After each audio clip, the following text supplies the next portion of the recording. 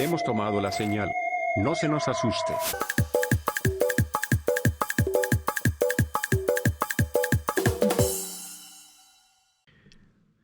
Fíjense que el otro día, hace como un par de semanas, me tocó estar en un evento en el que me llamó mucho la atención que decía reservados asientos, ¿no? Asientos reservados para comunidad ciega y asientos reservados para comunidad sorda. Entonces, para mí fue algo, pues, muy normal, ¿no? Ver. Ajá. Pero sí me di cuenta que para una persona que estaba ahí como en logística, le llamó mucho la atención, incluso se le hizo ofensivo decir comunidad ciega y decir comunidad sorda. Ok. Entonces, de hecho dijo, oigan, quiten eso. Así como que quiten esos stickers y pónganle personas invidentes. Y de otro lado, póngale personas con dificultades auditivas, una cosa así, ¿no? Como que queriendo suavizar las palabras a utilizar.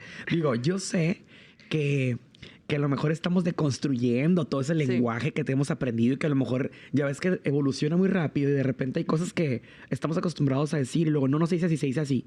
Y luego no, tampoco ya no se dice así, ahora se dice así, que es parte de la evolución y es parte también de la adaptación que debemos de tener. Digo, al final creo que todos no nos debemos de enojar ni molestar porque todos estamos aprendiendo. Sí. Pero qué mejor. A ver, Gaby, platícanos primero eso. O sea, ¿está bien lo que pasó ese día? ¿Se dice así? ¿No se dice así? ¿Me debo de sentir mal o no? Tú dinos. No, claro que no. De hecho, es uno de los errores más comunes. La gente le tiene mucho miedo a la palabra ciego, ciega, sordo, sorda. Se le hace como muy fuerte el decirlo, pero para nada. O sea, de hecho, el término correcto, si no quieren fallarle, es persona con discapacidad. Persona con discapacidad. Ajá. Y ya sí, en general, ya si quieres, o por ejemplo en caso de los letreros, persona con discapacidad visual, con discapacidad auditiva, pero el término correcto son esos, es ciego, sordo, sorda, ¿no? Sí. Y sobre todo eso que dices, es como ese temor que a lo mejor desde chiquitos nos tabú. Un tabú, nos metieron un temor como decir, es cieguito, ¿sabes? Y ahí caemos como en la de que es malo. Sí. Pero ¿por qué es malo, güey? O sea, eso también, digo, yo creo que a lo mejor a mí me tocó conocí personas que tenían síndrome de Down, digo, hace muchos años. Y yo recuerdo que eran personas más grandes que yo, pero eran de esas personas que las tenían encerradas, güey. Y eran de esas personas que en aquel entonces, también estoy hablando de los 90s, y que era así como de que, pues a lo mejor...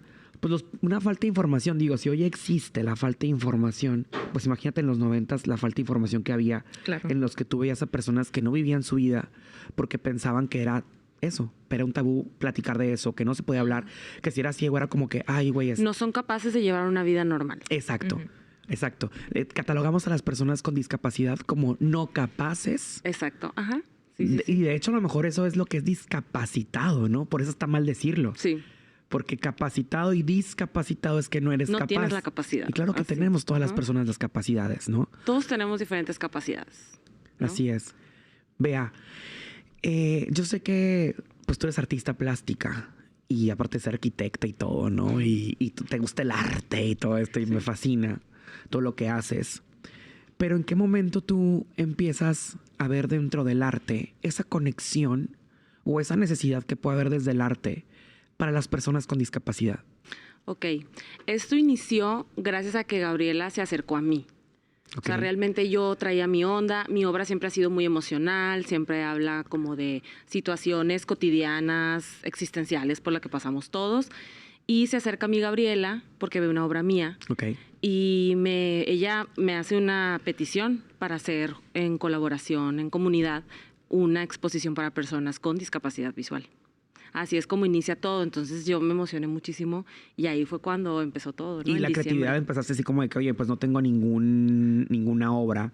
Y empezaste tú así como que a... en la primera junta yo no dormí un día antes de todas las ideas que se me ocurrieron, sí.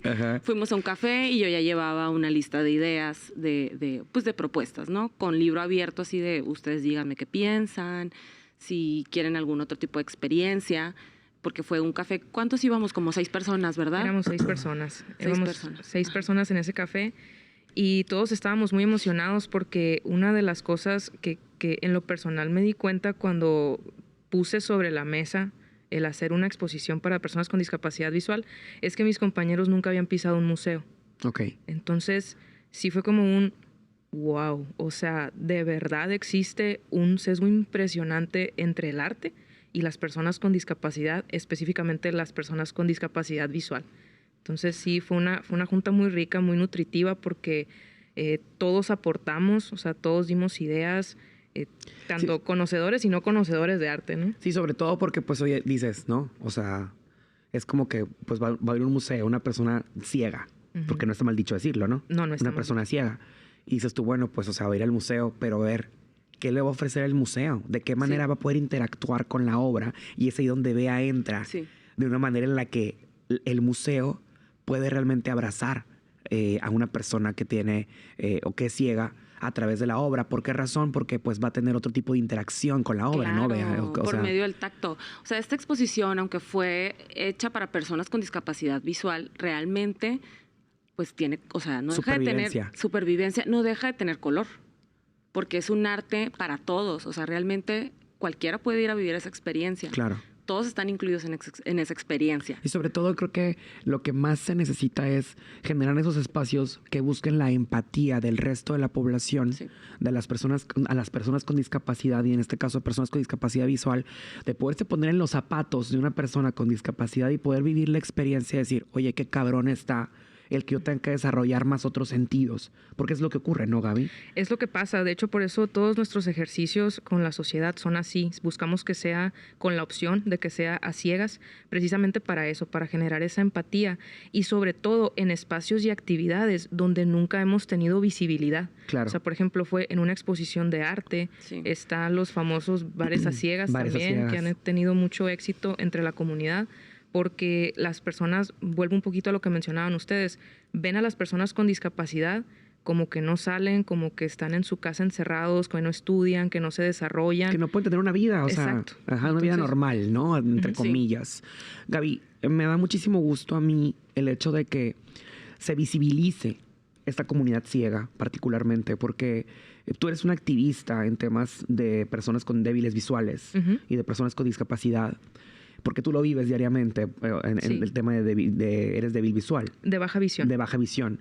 Entonces, el punto aquí es que me da muchísimo gusto porque siempre a lo mejor hemos convivido con personas débiles visuales o conocemos a personas ciegas, pero nunca hemos visto esa unión, ¿no? O sea, o esa forma en la que dices, oye, por lo menos también Hermosillo no me había tocado ver que existiera esa organización o esa forma de poder hacer ese tipo de actividades. Tú mencionaste ahorita el bar a ciegas, hay también unas cenas a ciegas, ¿no? Las cenas a ciegas. Y luego, ahora que traen también la exposición de arte acá con Bea.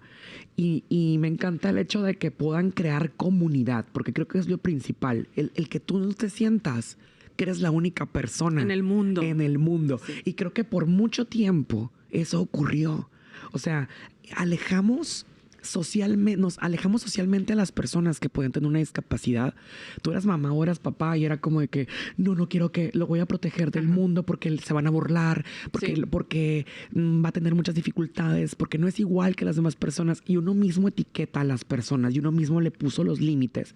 Y a su vez creó personas pues con límites, ¿no? A los que les puso también esas trabas para que pudieran crecer y para que pudieran ser ellas mismas, ¿no? Las mismas personas.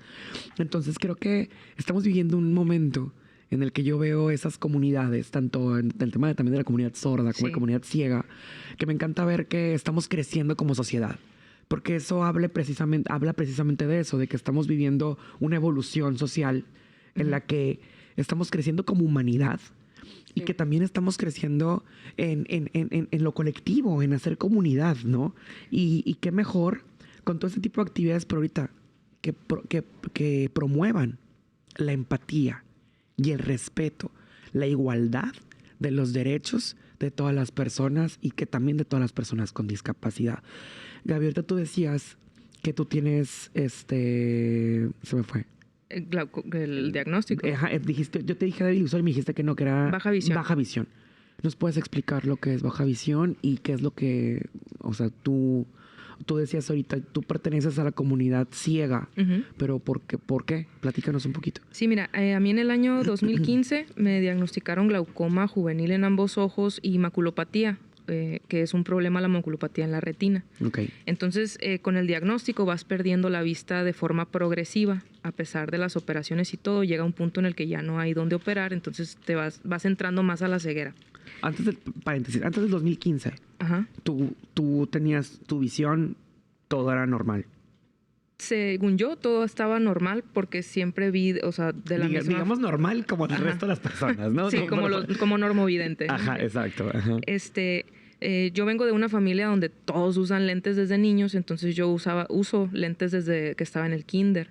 Entonces, mi trato médico fue hasta cierta edad con un oftalmólogo y después, como era la misma dinámica de, pues llegabas a una óptica a escoger los lentes y ahí también te tomaban la graduación, pues lo fui haciendo así, o sea, me cambiaba la graduación y yo, ok, ya veo.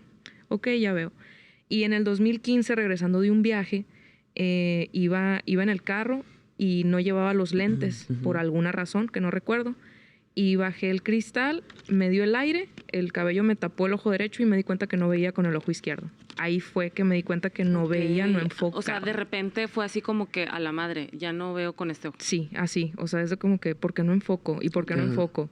Y dije yo, traigo reseco el ojo y parpadeaba. O sea, así todo el camino a la casa fue como que, ¿de dónde? De la nada, pues así. Ajá. Entonces, al día siguiente fui y ahí fue cuando me dieron el diagnóstico, que traía la presión al doble de lo que debía de ser y mi nervio óptico, en los dos. Entonces, ya mi nervio óptico del lado izquierdo ya estaba muy dañado. O sea, yo veo como si trajera un popote delgadito en medio del ojo. Ok. Entonces ahí es donde entra la baja visión. Ahí es donde entra la baja visión. En realidad, los parámetros para decirte a partir de cuándo se considera baja visión es muy complejo, porque hay personas de baja visión, por ejemplo, que tienen una mayor nitidez que yo, hay otras que se defienden un poquito mejor, hay otras que no, pero siguen siendo baja visión.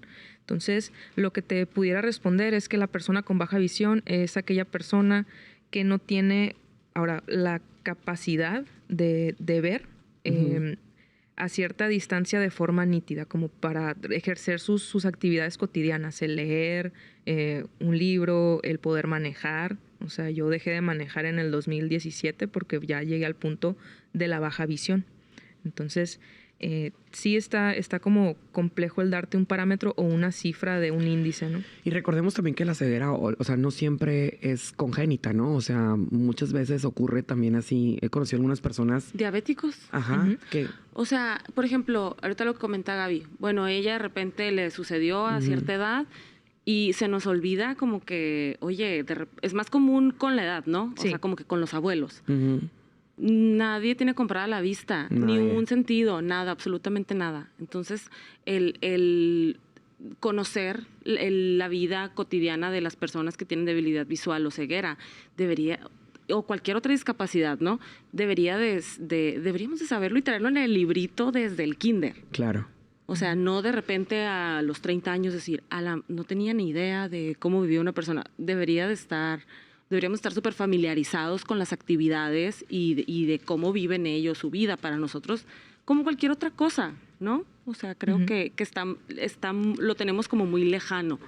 Oye, Bea, el nombre de tu exposición se llama Supervivencia. Sí. ¿Por qué elegiste ese nombre y por qué, qué te inspiraste?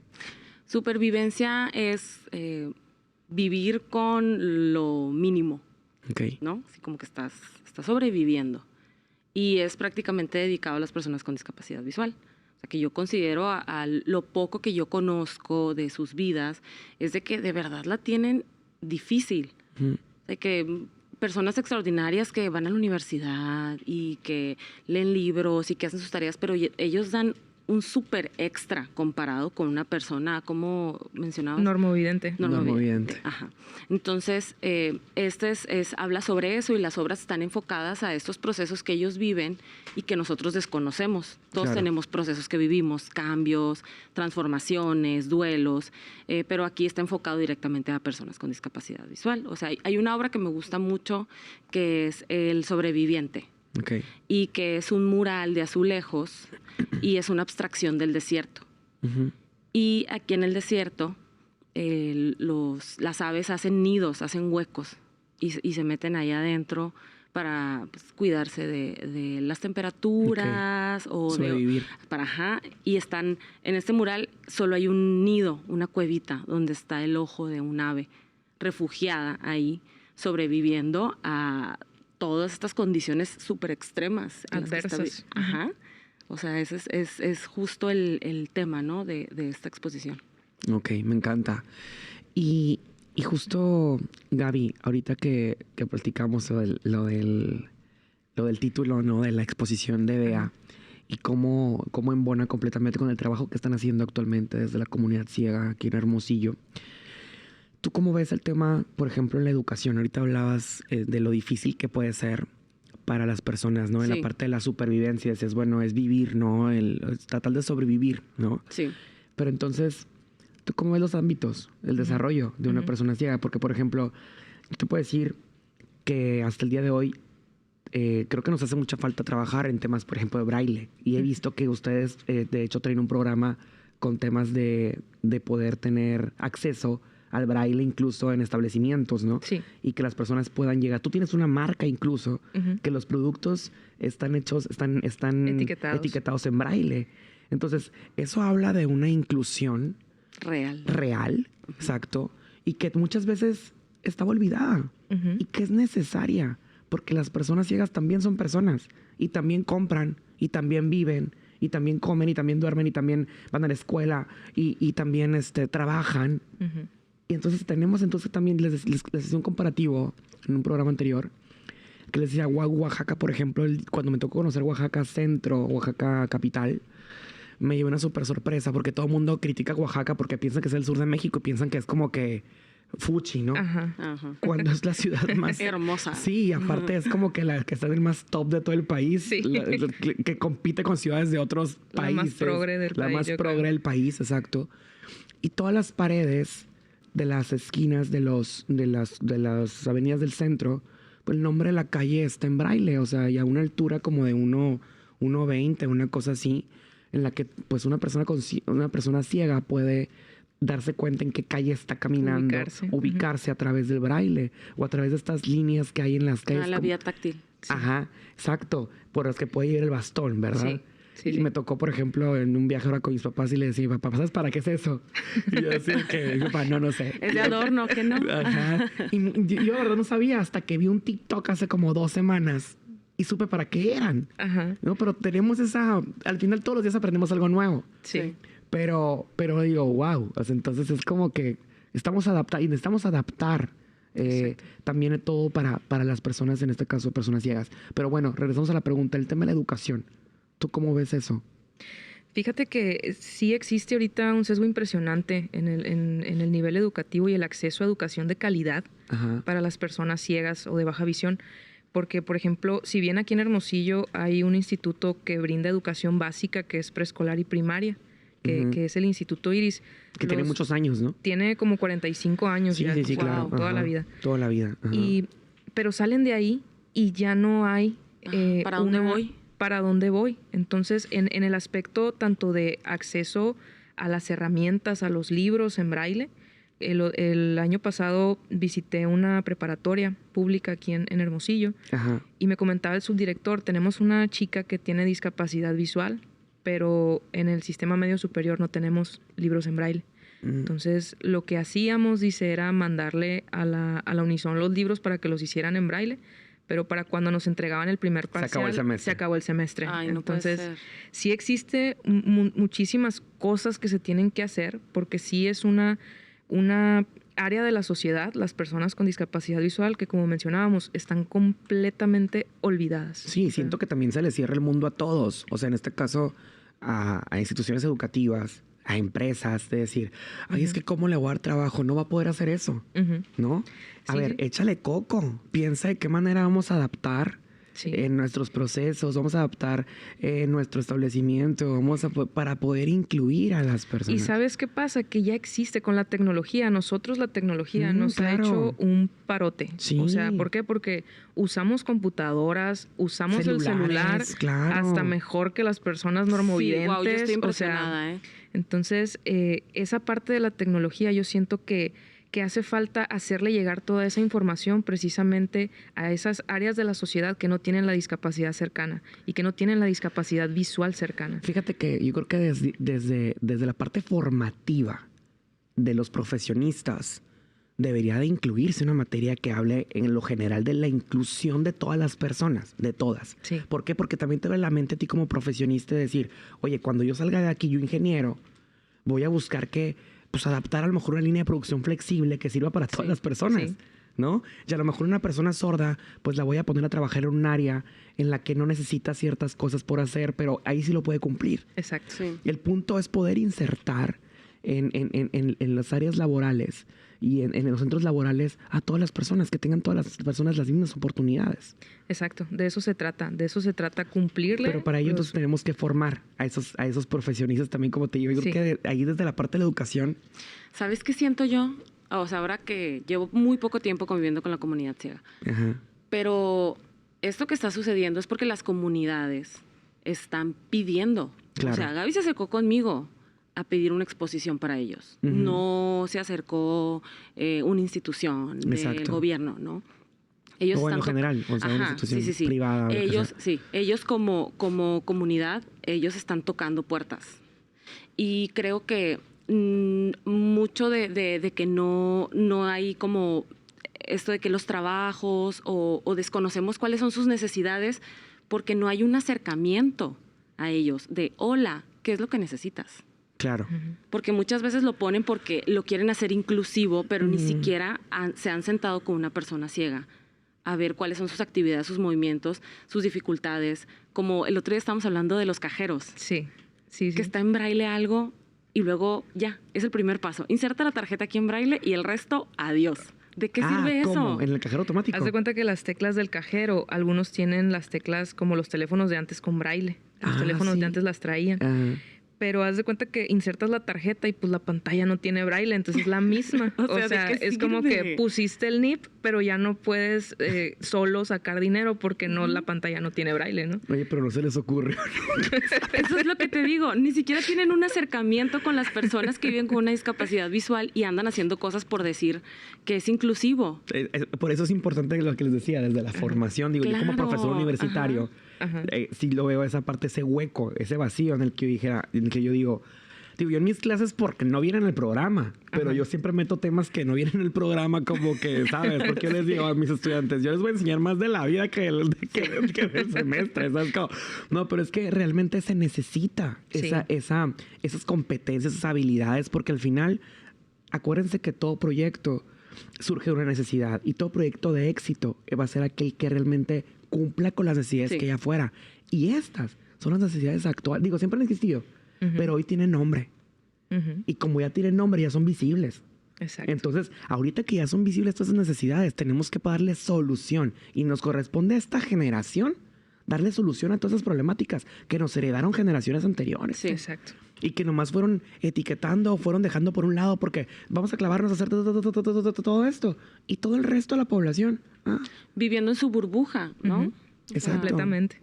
Entonces creo que estas generaciones, digo, ahorita quienes estamos en un ritmo más ocupado, digamos, ¿no? Económicamente ocupado, laboralmente y todo, es la generación millennial. Y luego vienen los centennials que andan saliendo de la universidad en este momento, pero a nosotros nos corresponde entonces que estamos en esas posiciones, ¿no? De tomas de decisiones, pues abrir y modificar todas esas... Cambiar las estructuras organizacionales y todo, o sea, ahora sí que de construir todo aquello que... Somos una generación que se ha adaptado muy fácil a muchos cambios, porque... Entonces a ustedes les tocó, a lo mejor, digo, a mí me tocó lo del CD, DVD, la computadora. No, o sea, el disquete, güey, el disco gigante. O sea, me tocó eso, o sea, nos tocó eso. Sí. Y nos fuimos adaptando hasta lo que tenemos. Cada año cambian las cosas, pues para nosotros no es... Creo que para esta generación no es novedad el que mañana tenemos algo distinto. Rápido, voy a aprender cómo hacerlo.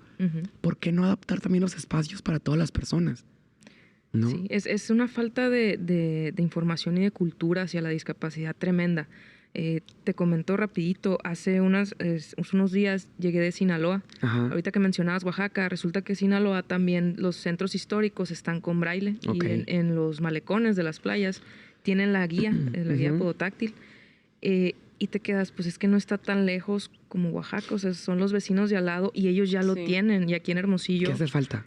Exacto. Voluntad. Completamente. Y es como todo, es voluntad y sobre todo preparación. O sea, insisto con eso, nos tenemos que preparar en esos temas. Y mucha gente le saca la vuelta a esos temas, ¿eh? Sí. Me tocó hablar el otro día de un tema de productividad, de competitividad organizacional.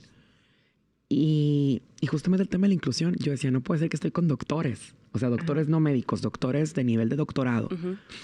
Y que vean a la inclusión, no ven a la inclusión como parte de una ventaja competitiva que va a levantar la productividad de las empresas, porque obviamente las empresas ricas en diversidad está comprobado científicamente que son más productivas y son lugares más seguros porque las personas desarrollan un empowerment mucho más grande y se ponen la camiseta mucho más grande de la organización porque es su segundo hogar y lo protegen y porque saben que están creciendo dentro de. Entonces yo decía, ¿qué tan cerrados estamos? Digo, estoy hablando de maestros de arriba de 60 años y ojo, no estoy criticando a las personas más arriba de 60, pero creo que no nos deberíamos de cansar nunca de aprender, ¿no?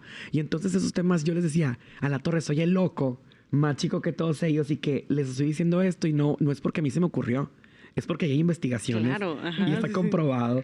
Y que tú no lo quieras ver porque no tienes voluntad y que tú no lo quieras ver porque simplemente no se te antoja porque, ay, no creo.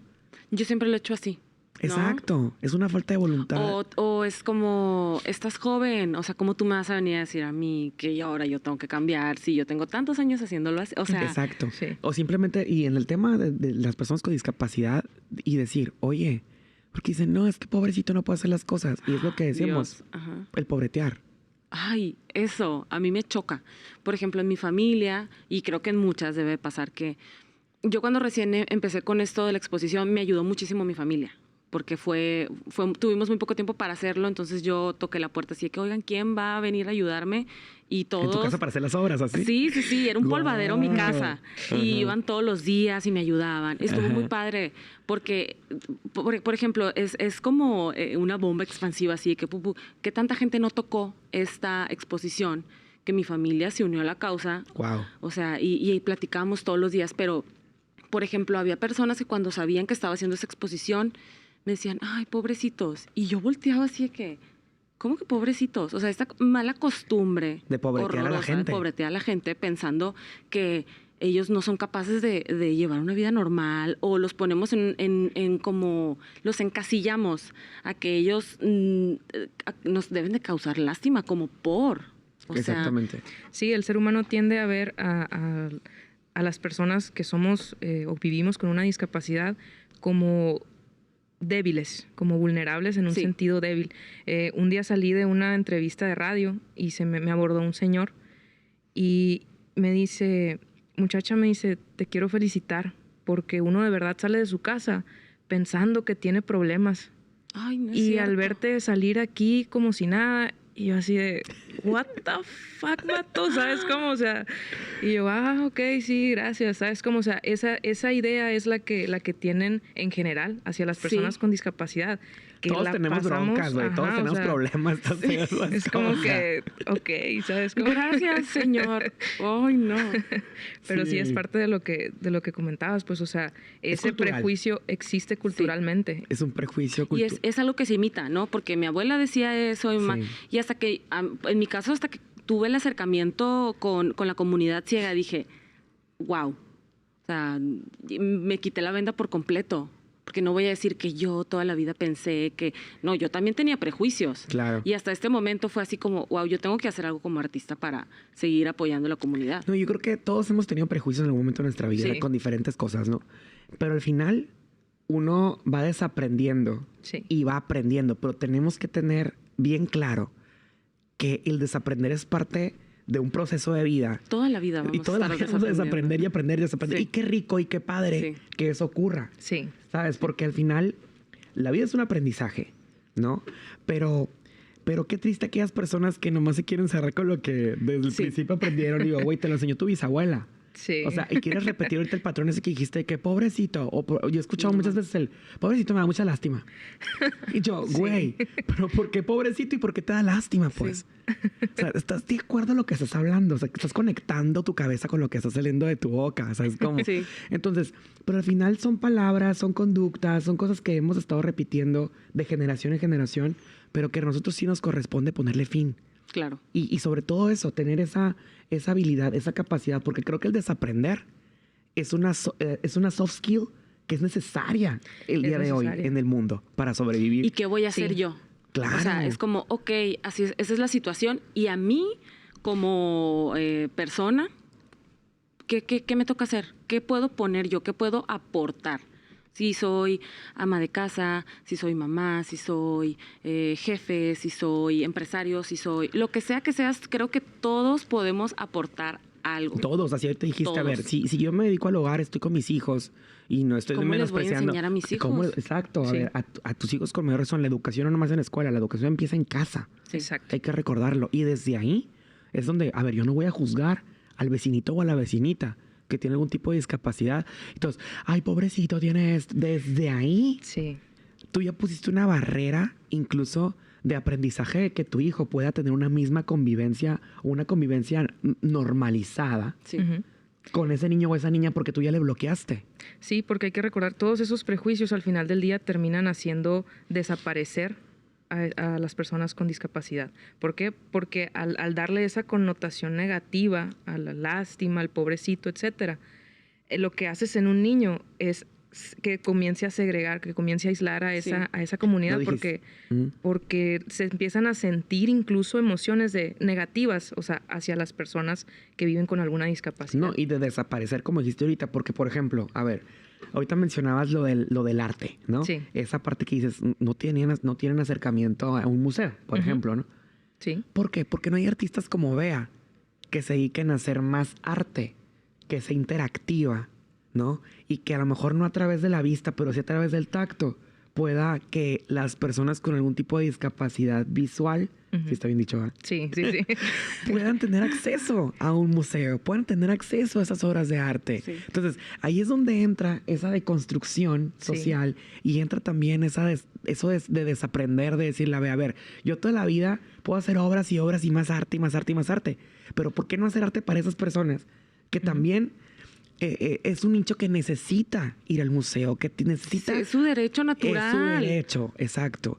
Entonces, ahí es donde cuando nosotros como papás, como mamás, pobreteamos a una persona con discapacidad, la invisibilizamos, ¿no? Y ahora sí, ¿qué palabra usaste? Segregar. La segregamos, la segregamos. Y entonces tu hijo, tu hija empieza a ver como que es una persona... aparte. Que no cuenta, que no vale. cuenta en esta sociedad, que no cuenta en esta comunidad. Y ahora lo que yo haga, pues no es lo hago para el resto, no lo hago para esas personas. Exacto. Es muy impresionante. Desaparecer, sí. Ajá. Sí, es lo que comento siempre. O sea, en mi caso, y este es un comentario muy personal, o sea, toda esta lucha que llevo en el activismo, específicamente de discapacidad, que ha sido a raíz de mi diagnóstico del 2015, es precisamente para evitar eso. O sea, yo estoy pasando de un mundo que no vive con la discapacidad, no la entiende, no la interesa, y a pesar de que tiene la información, no aplica las cosas y no adapta las cosas que debe de adaptar a un mundo que es invisible. Entonces, haz de cuenta que estoy como desapareciendo así en el aire. Entonces, es el sentimiento que a mí me lleva a decir, oigan, pues sí se puede que las personas ciegas vayan a un museo, sí se puede que las personas ciegas vayan al cine, también a un bar. Vayamos a un bar. O sea, también hay un estigma impresionante con las salidas nocturnas de las personas con discapacidad. Es como, tengo amigos de la comunidad ciega que le han negado la entrada a los antros. No es cierto. Les han negado la entrada a los antros. ¿Pero qué razones dan? Que no es un lugar seguro para ellos, porque tiene escalones y tiene, o sea... Es de verdad un área muy olvidada, es un área que estaba muy invisibilizada, y a raíz de eso pues es mi lucha, o sea, el demostrar algo que no debiera ser demostrado, pero que se necesita visibilizar. Entonces, todo este tipo de actividades que estamos haciendo con Bea en el arte, en el cine próximamente, o sea, en los bares, es precisamente para decirles, existimos, aquí estamos, no nos vamos a ir. Y pues estamos en una como revolución. Claro, y aparte creo que es lo importante de visibilizar. Antes decíamos, escuchamos por mucho tiempo la palabra concientizar, ¿no? Es como que, ay, quiero concientizar por aquello que pueda ocurrir. Sensibilizar. Ahorita es visibilizar la palabra, porque las cosas ya están aquí. O sea, es evolucionar en el lenguaje. Y si estamos evolucionando de la concientización a la sensibilización, no, es la visibilización. Porque no es nada más el hecho de, o sea, es conciencia, o sea, no, es hazlo visible y actúa y haz algo. Haz algo. Porque puedes empatizar y decir, sí es cierto, existen, sí. Oye, pero a ver, ¿tú ahora qué parte te toca a ti? Exacto. ¿Dónde dejo yo la aportación? ¿Dónde hago yo esto? Porque ya está aquí. Lo estoy tocando, lo estoy viendo y no puede ser que me vaya a este mundo sin haber aportado algo a eso. El estar dispuesto a hacer algo, ya estás haciendo muchísimo. Estar dispuesto, o sea, llegar y preguntar, ¿necesitas algo? Ya ahí estás abriendo tu puerta, así, ¿no? De que yo estoy dispuesto a hacer algo. ¿Qué necesitan? Y estar abierto, ¿no? Sobre todo ahorita esa es la disposición y la voluntad, porque lo principal es la voluntad. Que no tengamos esa apatía. Exacto. Hay que entender algo. En realidad la llave para esas puertas la tienen las personas normovidentes, la tienen las personas que no viven con la discapacidad. ¿Por qué? Porque somos una minoría. Sin embargo, somos una minoría que tiene los mismos derechos que esas personas y que debieran ser tratadas por igual. Entonces, sí es una invitación precisamente a apoyar todo este tipo de causas a estas minorías, tanto la discapacidad visual como la auditiva, como la motriz, como los chicos con autismo, que también es otro tema. Ustedes son los que tienen la llave. Al final del día, ustedes son los que tienen el poder de decisión. Nosotros lo único que solicitamos es que no le hagan caso a los prejuicios, que nos permitan brindar estigmatización, exactamente, que nos permitan hacerles llegar la información correspondiente, que al final del día nutre a todos. Entonces, pues esa sería Oye, Gaby, y por ejemplo, ahorita hablamos de educación y el empleo. El empleo es una de las áreas más complicadas para las personas con discapacidad visual. Por lo general, una persona con discapacidad visual termina emprendiendo, vendiendo algún producto. Es lo que comentábamos hace unos días, ¿verdad? Sí. O sea, ¿qué haces? O sea, estudias y te rifas en la universidad y todo, y luego sales y... El otro día me hablaron de los teléfonos, ¿cómo se llaman? Los call center. Call center, para reclutar. Y yo, ok, dije, pues le voy a seguir el hilo a ver hasta dónde y a ver qué tan accesible, qué tan accesible era. Y no, pues que tales oportunidades de crecimiento, perfecto, le dije, me interesa, o sea, ¿a dónde firmo, no? Y le dije, ¿sabes qué? Le dije, hay un detalle nada más, pero es mínimo, es mínimo, le dije. Yo vivo con una discapacidad visual, necesitaría que mi computadora tuviera un sistema parlante. Es todo, pero todo lo de teléfono lo puedo hacer. Y a los 2 días ya no me hablaron y mandé mensaje. Y yo de que, oye, pues estoy muy interesada, nada más para saber. Fíjate que no se va a poder porque no contamos con la tecnología. Daniel, es bajar un programa. Claro. O sea... No puede ser, es en serio. Pero es que ni siquiera googlearon. O sea, ni cómo? siquiera. Ni siquiera googlearon. O sea, fue una falta de... Ahí se le cerró el mundo, ¿eh? Completamente. Y es lo que yo te decía. Entonces, la empatía y el conocer todo esto se está convirtiendo en una habilidad, una soft skill que necesitamos tener como profesionistas. Porque entonces, ¿cómo se te cierra el mundo al momento de que tú le dices que necesitas una ¿qué pantalla? Es parlante, un programa parlante. Un programa parlante. O sea, en ese momento ni siquiera buscó, ni siquiera googleó qué es. O sea, nada, se le cerró, simplemente se acabó el mundo. Yo no sé cómo contestar. Sí, o sea, el área laboral es muy compleja por eso, porque, como te digo, a nosotros nos ha servido mucho la evolución de la tecnología, el desarrollo tecnológico. Sin embargo, esa información se ha quedado dentro de la burbuja de la discapacidad. Nosotros necesitamos hacer que el mundo que no vive con discapacidad conozca, tenga esa información, sepan que podemos usar el Excel, el Word, o sea... Como el celular, güey, contestar correos, todo.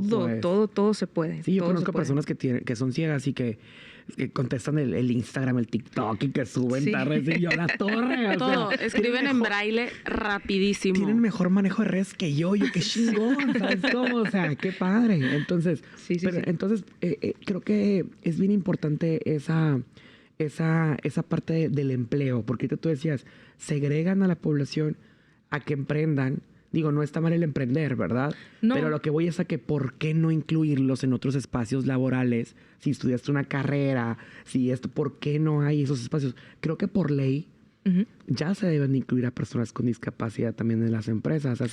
Sí, ya tiene rato esa ley. Es de hecho, dan como incentivos fiscales, una cosa así.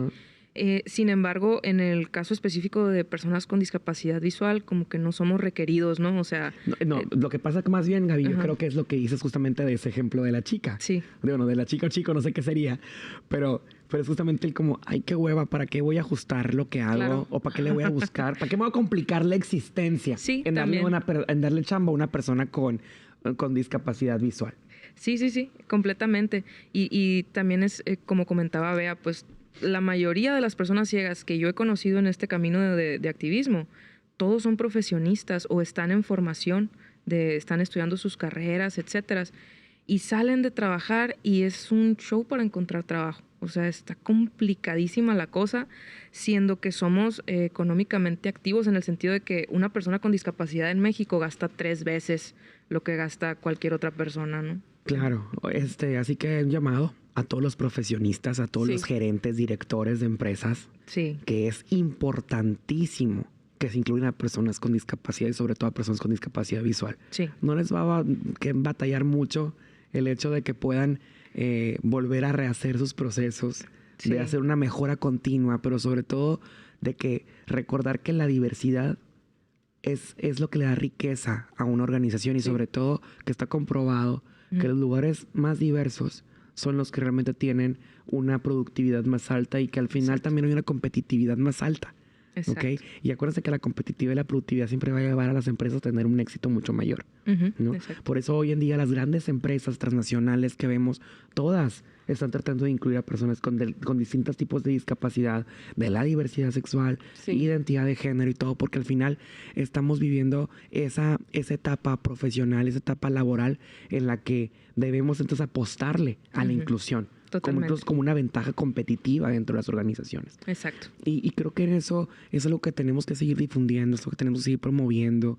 Y por ejemplo, tú, Bea, ¿tú qué le dirías a todos esos artistas que nos están viendo, que son tus colegas, y que a lo mejor no se han arriesgado a hacer arte para personas con discapacidad o incluso para cualquier otro tipo de persona a la que no estamos acostumbrados a dirigir un tipo de arte? Creo que el arte ha estado enfocado mucho tiempo para que sea visual. Que vayas a un museo y que solamente veas. Y la invitación es que tenemos muchísimos sentidos y muchas formas de experimentar el arte. Hay que abrirnos a eso, a experimentar, a que nuestras obras tengan movimiento, a que no les dé miedo que se ensucien sus piezas, porque es como que no se ensucie, que no, o sea, las manos tienen grasa, las manos, es que tenga vida la pieza. Que piensen en todas esas personas, que sea, por ejemplo, en la exposición Supervivencia fueron muchos niños. Ok. Muchísimos niños. ¿Los llevaban de escuelas y así o cómo? Pues yo creo algunos fueron de invitados de escuelas, otras familias llegaron por invitaciones que vieron así en los establecimientos, en los medios. Sí. Entonces, a mí me sorprendió, pero realmente me encantó que desde esa edad empezaran a ver que esa es una exposición para personas ciegas. Y que tocaran las piezas, que tuvieran esa ¿La reacción de los niños cuál fue? Diversión total. Ajá. O sea, estaban encantados. Y la dinámica también, tipo, les hacían una dinámica como vendar los ojos o algo así. Algunos sí, otros no. Ajá. Otros niños cerraban los ojos. O sea, me mandaban videos y los niños cerraban los ojos y se ponían a tocar las piezas y todo. Entonces, esa invitación, el arte que sea para todos. O sea, no. Realmente como artista la inspiración es infinita. Busquen eso, busquen experimentar, busquen los sonidos, el movimiento, los colores también, todo. Claro. Incluirlos a todos. Claro, no, la verdad es que sí, es sorprendente que se pueda hacer desde el arte, sobre todo, tú estás aportando algo muy rico a la inclusión de las personas, en este caso de discapacidad visual, porque como decía Gaby, es un área a la que no habían tenido acceso. No. De hecho, fueron Gaby, Carlos y Camila fueron a mi estudio. Y ellos intervinieron 3 piezas de la exposición. Ellos hicieron una pieza y ninguno de los 3 había hecho cerámica nunca antes. Nunca. Y para mí fue todo un reto explicarles, porque a veces es por imitación con los movimientos, como explicas cómo hacer las cosas. Como tú lo estás haciendo, van siguiéndote a ti como maestra. Claro, entonces es como, tengo que ser súper claro con mis palabras, y sentí que desarrollé, hace contra otro músculo en el cerebro, de que cómo le explico de que soba la pieza, o sea, también son retos personales para mí, pero también prepararme para yo tener la capacidad de recibir a personas ciegas en mi taller. Claro. Y cuando las ves, ya cuando viste las piezas, dijiste, wow, así como de quedaron fregonas. Y están en la exposición Supervivencia. Ahí están. Ellos aportaron esa parte, y las personas, o sea, ellos hicieron sus esculturas. Ajá. Y ahí puedes darte cuenta de cómo ellos representaron elementos o procesos personales en una figura. Sin ello ver, o sea, ellos no las ven. Ellos las sintieron y la construyeron con sus manos. Sí, a partir de lo que tú les estabas guiando, ¿no? Entonces también dices tú, oye, pues ahora sí que la habilidad de poder, ¿no? De enseñar, guiar. Entonces fue así como que también la súper desarrollaste. Pues me gustaría tener más sesiones. También esa es otra invitación. O sea, que los artistas les abran los espacios a personas con discapacidad visual, porque ¿en dónde les abren las puertas a que ellos tomen clases? O sea, me ha tocado que les digan, no tenemos personal capacitado para eso. Y hay artistas que tienen ese tipo de discapacidad, ¿verdad? Sí, no me acuerdo en qué parte de la República, es en Oaxaca o en Chiapas, que hay un señor que hace sirenas. Ajá. Y que es ciego. Sí. Y pues, tío, en algún momento vi algún reportaje o algo así de una persona. Ajá. Sí, o sea, ellos desarrollan muchísima más sensibilidad en sus manos. Claro. Entonces ellos manipulan de otra manera las piezas. Es muy interesante para mí ver cómo las están trabajando con tanta delicadeza. Gaby, por otro lado, desde tu experiencia, desde tu vivencia, ¿no? Uh-huh. ¿Tú qué le dirías a una persona o una mamá o un papá que tiene un hijo con una debilidad visual? Uh-huh. O que es con una discapacidad visual, perdón. Ajá. Sí. No es debilidad, discapacidad visual. Ajá. Discapacidad visual. ¿Qué le dirías? O sea, porque a lo mejor los papás de repente, como decíamos, tienen una falta de información. Uh-huh. No es que no quieran a sus hijos. Les da miedo. Es que les da miedo, es que a lo mejor quieren sobreproteger a sus hijos de que no queremos que sacarlo al mundo porque pues el mundo es malo, los van a tratar mal, los van a discriminar, los van a señalar. Va a sufrir. Exacto, el sufrimiento. Uh-huh. Quieren evitarles el sufrimiento. Sí. Y a lo mejor hay muchos papás que tienen ese miedo. Sí. Entonces, ¿tú qué le dirías a esos padres de familia que pueden tener un hijo con discapacidad, es más, con cualquier tipo de discapacidad, y que están pasando por ese momento? Lo primero que les diría es que es lo más natural como seres humanos sentir miedo, y que el mayor acto de amor que le pueden dar a ese hijo o a esa hija es enseñarlo a ser autónomo e independiente, porque una persona con discapacidad visual tarde o temprano va a necesitar esas herramientas, y es muchísimo mejor y más fácil incluso aprenderlas desde niño. Entonces, que ayuden a sus hijos a socializar, desde socializar, a convivir, a realizar actividades lo más cotidiano posible, o lo que se tenga que adaptar para que sea lo más cotidiano posible, porque desde mi perspectiva, ese es el mayor acto de amor que pueden hacer. Eso sería los papás. Tú comentaste ahorita, tu ejemplo no fue algo congénito, fue algo que pasó hace 7, 8 años, ajá, ¿no? Entonces, o sea, tú ya eras una persona joven, ¿no? Sí. Entonces tú viviste tu infancia y tu adolescencia de una manera distinta. Sí. Pero ahora tuviste que llegar a esta parte de tu vida en la que tienes que adaptarte. Sí. A esta nueva modalidad. Sí. ¿No? Las reglas cambian. Las reglas cambian, ¿no? Y es como adaptarte a todo esto. Yo creo que hay mucha gente que también vive esta etapa. Y ahorita Bea lo decía. Hay que acordarnos que no es como que, ya no nacimos con esto, ya nunca nos va a pasar. Güey, a cualquier persona le puede pasar. Sí. Cualquiera. Tú ahorita lo mencionaste. Un día yo venía bien y de repente, ¡pum! Venía en el carro y me pasó esto. Y ahí cambió tu vida. Completamente. Y ahí tuviste que entender que tienes que adaptarte a una nueva modalidad, una nueva forma de vivir de una manera normal, uh-huh, como cualquier otro, pero ahora voy a cambiar la manera de hacer las cosas porque quiero seguir mi vida normal, uh-huh, ¿no? Pero entonces hay personas que en ese inter, que yo no sé si en tu ejemplo, que si en tu caso fue, Gaby, si viviste algún tipo de depresión o algún tipo de ansiedad que te llegó después de, o sea, a raíz de esto, y que a lo mejor para muchas personas puede ser un obstáculo muy grande, uh-huh, y que incluso puede desencadenar otros otro tipo de factores que le impidan desarrollarse como persona.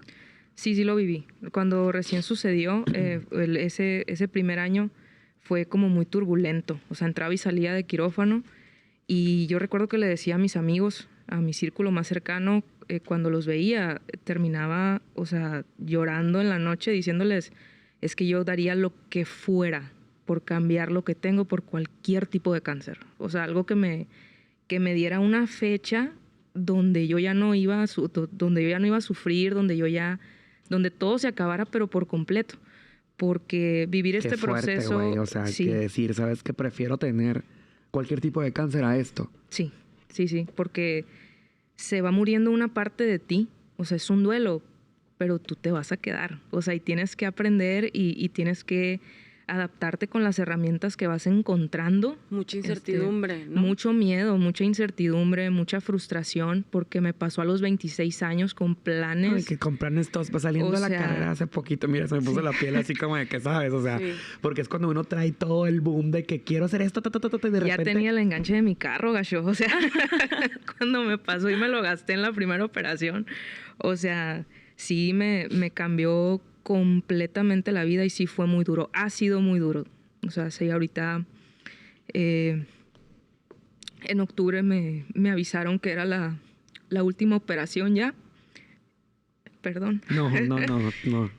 Y pues ya estoy entrando a esa etapa. Estoy en el camino A y es muy agónico. Es muy doloroso. Muy doloroso porque no tengo cuándo, entonces, y tampoco quiero que suceda. Una parte de mí todavía está en esa parte de, ¿y si algo sale y me curo? ¿No? O sea, ¿y si algo pasa y ya estoy bien? Con la fe, ¿no? Obviamente. Sí, con la fe a todo lo que da, pero con el pie derecho en la fe y el izquierdo en la tierra, ¿no? O sea, esto va a pasar, ya estás más para allá que para acá. Y sí, la salud mental es todo un tema porque es muy duro, aprendes hasta a caminar otra vez, o sea, vuelves a nacer en el sentido de que pierdes la vista y tienes que aprender cómo caminar con un bastón, tienes que aprender a leer con las manos, tienes que aprender a leer con los oídos, tienes que aprender a cocinar de una forma distinta, toda tu dinámica, todo lo que aprendiste 26 años, un día atrás se acabó. Y vuelves a nacer en ese sentido. Y sí fue muy complicado verlo desde esa forma. Han sido 8 años llenos de terapias, de crear redes de apoyo a veces de forma inconsciente. O sea, por ejemplo, en esa etapa que te digo que les comentaba eso a mis amigos, se convirtieron a partir de ese momento en una contención muy importante para mí, porque era como que reacciona, o sea, no es que no sea para tanto, sino que tienes que aprender a verlo desde otro lugar. Tienes que aprender a verlo desde el ángulo de que la luz llega a través de los problemas. Entonces, pues a mí me tocó un faro. O sea, está impresionante porque sí en mi caso sí fue en un principio un problema. Ahorita ya no lo veo así. Claro. Porque he aprendido con los años a llevar ese proceso y a canalizarlo de forma proactiva. Y en realidad de todo esto que estoy haciendo, todas estas actividades son las actividades que yo hago de forma cotidiana. Me gusta mucho el arte, yo sí voy a los museos, no dejé de ir. Voy a los museos, todas estas cosas que estoy haciendo en realidad es, yo creo que la lucha más personal en la que he estado y voy a estar siempre. Entonces, y sobre todo, digo, es un legado que tú también estás haciendo. Porque estamos vivimos en un lugar en el que hace falta mucho, ¿no? O sea, todo esto. Todo.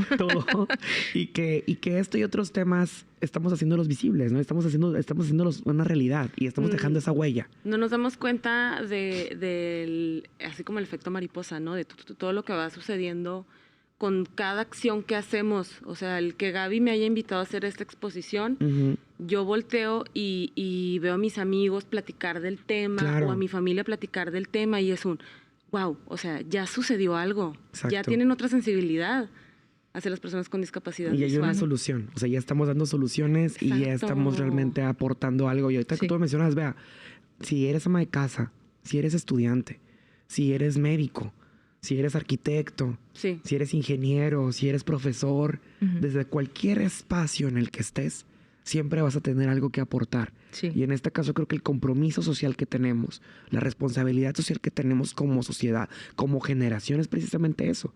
El poder aportar algo que les deje pues a todos, a toda la sociedad, a toda la comunidad. Sobre todo, qué mejor que estamos en una era de la inclusión, que a lo mejor esto no debería ser un tema ahorita.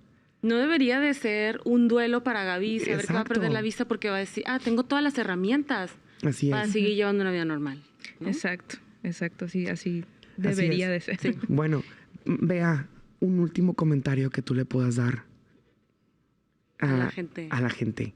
Y sobre todo a esa gente que es tu público, que es que va a apreciar tus obras y que va, obviamente, y que ahorita a lo mejor te está reconociendo por esa inclusión en tu arte. Creo que lo más difícil, o sea, no es tener una discapacidad, sino el nunca abrir tu perspectiva a ver que todos somos diferentes. El dejar de juzgar por las diferencias de las personas, más allá de la discapacidad, por sus gustos, por lo que sea. Hay que trabajar desde el amor, desde la aceptación y darnos cuenta de que todos traemos algo cargando, todos traemos algo en el costal. Todos. Hay que tener empatía, todos tenemos algo difícil que estamos viviendo. Debería ser natural ser vulnerable y que todos sepamos que todos tenemos nuestros problemas o nuestras complicaciones. Y creo yo que a partir de ahí, como personas o como ciudadanos, deberíamos de actuar. Desde ahí, desde el amor, desde la empatía y nunca olvidarnos de que todos, hagamos lo que hagamos, tenemos algo que aportar. Siento que ese es el mensaje, o sea, no importa lo que hagas. Claro. Siempre tienes algo puede dejar huella, cualquier cosa que hagas. Gaby, desde la comunidad ciega y desde lo personal. Pues como último mensaje me gustaría antes que nada agradecer el espacio y agradecer el apoyo de todas esas personas que se nos han acercado, decirles que nosotros como comunidad ciega tenemos las puertas abiertas para quien guste acercarse, sea ciego, baja visión o normovidente, todos son bienvenidos.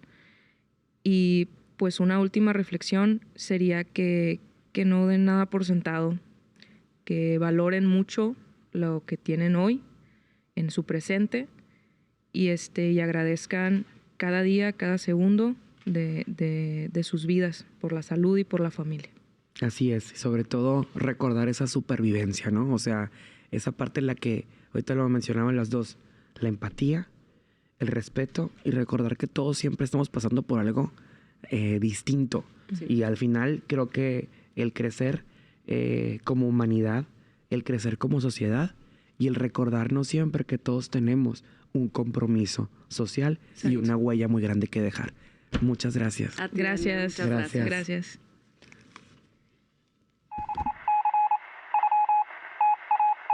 Compitas, hay que alistar botas y sombrero porque vamos a ir al Teatro del Pueblo a ver a Calibre 50, cortesía de Mátalas Callando Producciones y Televisa Sonora. Para participar hay que darle like a las cuentas de Instagram de Televisa Sonora, Guachapori y Mátalas Callando Producciones y darle like a Televisa Sonora en su post de Instagram. Tan sencillo como eso. Próximo 17 de mayo vamos a dar a conocer a los ganadores a través de nuestra programación. Mátalas Callando Producciones y Televisa Sonora te invitan.